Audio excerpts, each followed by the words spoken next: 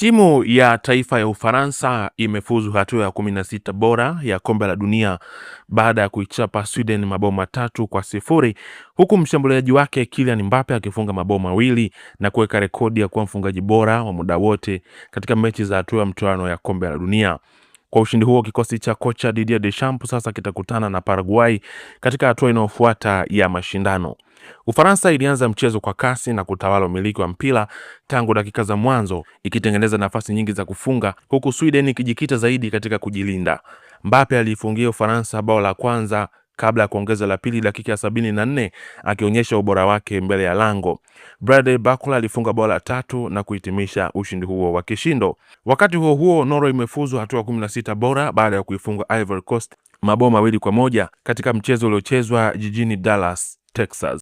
Magoli ya Norway yalifungwa na Antonio Musa pamoja na Erling Haaland, huku Amadi Diallo akifungia Ivory Coast bao pekee baada ya kuingia kipindi cha pili. Kwa matokeo hayo, Norway sasa itavana na Brazil katika hatua 16 bora, huku safari ya Ivory Coast ikifika tamati.